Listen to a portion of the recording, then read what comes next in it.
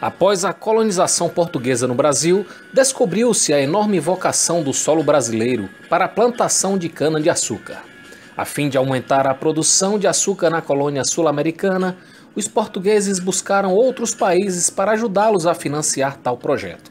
Nesse momento, a Holanda surgiu como um grande parceiro português, financiando a construção de engenhos, principalmente no Nordeste, e refinando o açúcar brasileiro e depois distribuindo o produto por toda a Europa, elevando os lucros das duas superpotências europeias.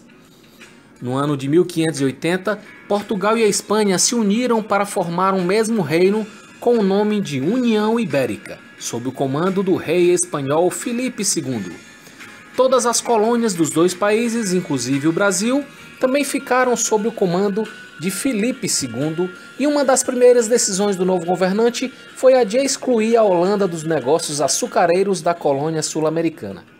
A decisão irritou os holandeses, que decidiram criar a Companhia das Índias Ocidentais, que tinha, nas entrelinhas, a função de ocupar as regiões produtoras de açúcar.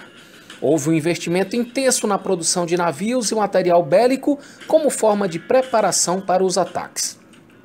A primeira invasão ao Brasil ocorreu no ano de 1624 e se deu através do Nordeste, mais precisamente em Salvador, então capital da colônia e grande centro de produção açucareira. Os holandeses conseguiram ter êxito no início e ocuparam rapidamente a cidade. Os habitantes então se organizaram em grupos e passaram a atacar os invasores de surpresa e com muita agilidade.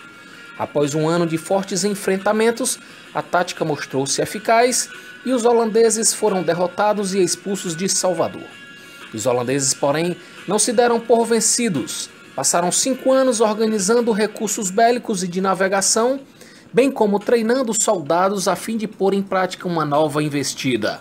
A nova invasão aconteceu no ano de 1630 e o alvo dessa vez foi a Capitania de Pernambuco, maior centro de produção açucareira da colônia. Achando que a conquista de Pernambuco seria relativamente fácil, apenas uma pequena parte do arsenal holandês foi enviado para operacionalizar a invasão. O local exato do desembarque da tropa holandesa foi a atual cidade de Olinda. Os holandeses chegaram a ocupar a região, porém rapidamente foram expulsos. Como vingança, antes de abandonarem Olinda, incendiaram boa parte de sua estrutura. Determinados a ocupar o Nordeste brasileiro, os holandeses retornaram com força máxima. Uma esquadra de 70 navios retornou a Pernambuco, tornando inviável qualquer defesa por parte dos habitantes. As tropas da colônia foram rapidamente derrotadas e os holandeses, enfim, conseguiram o domínio total sobre Pernambuco e aos poucos foram dominando boa parte do Nordeste, fundando ali uma nova colônia de propriedade holandesa com o nome de Nova Holanda. Sua capital foi definida como sendo a cidade de Recife, que teve sua nomenclatura modificada, passando a se chamar Cidade Maurícia ou Mauristad. Em 1637, o governo holandês contratou o conde Maurício de Nassau para governar Nova Holanda. Sob seu comando, o território da colônia holandesa passou a ser ampliado e chegou a se estender desde a ilha de São Luís até Sergipe. Nassau tinha uma visão empreendedora e, dentre suas principais contribuições ao Nordeste brasileiro, podemos citar o incentivo ao cultivo de mandioca, além de vultosos investimentos urbanísticos nos domínios holandeses, como a construção de pontes, canais, jardins, palácios e até um observatório astronômico. Nassau também trouxe pintores, cientistas, médicos, arquitetos e historiadores para estudar e retratar a parte do Nordeste brasileiro que compunha o território de Nova Holanda.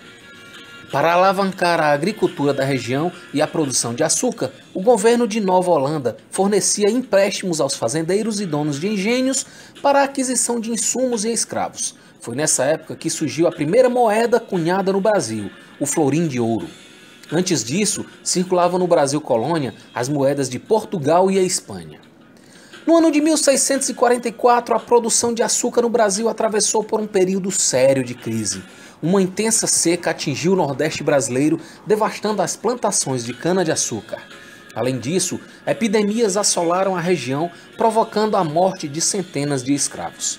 Com a produção de açúcar praticamente paralisada, o governo holandês começou a cobrar dos fazendeiros e donos do engenho o pagamento imediato dos empréstimos por eles recebidos.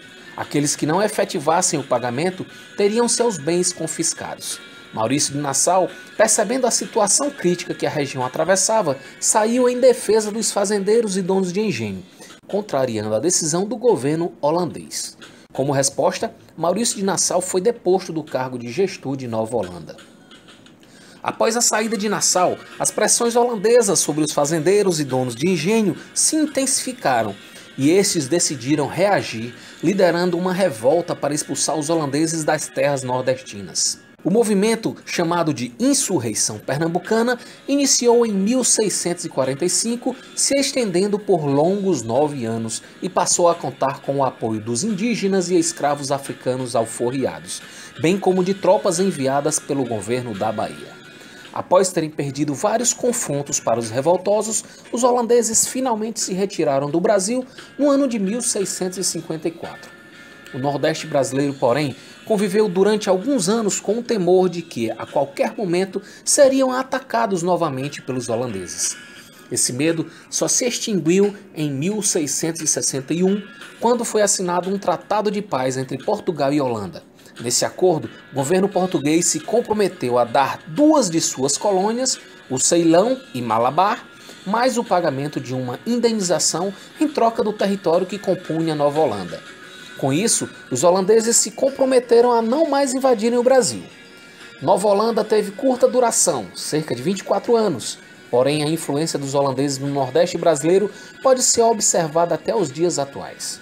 Está presente nos traçados das ruas, nos prédios estreitos e compridos, ou até mesmo no incentivo à ciência e cultura promovido pelas constantes vindas de grandes artistas e cientistas que acabavam por influenciar e inspirar nordestinos. Nova Holanda era sofisticada, uma região em constante transformação e evolução. Foi lá que se construiu a primeira ponte do Brasil, foi também ali que se instalou o primeiro observatório astronômico das Américas. E é exatamente por esse motivo que muitos nordestinos se perguntam até os dias atuais se não teria sido melhor para a região a permanência dos holandeses. Essa resposta nunca teremos, mas temos a certeza de que os holandeses, juntamente com os portugueses, espanhóis, africanos e os indígenas nativos, são a receita original da formação do brasileiro atual. E a mistura de todas essas influências transformou o maior país sul-americano em uma das nações mais ricas culturalmente de todo o planeta.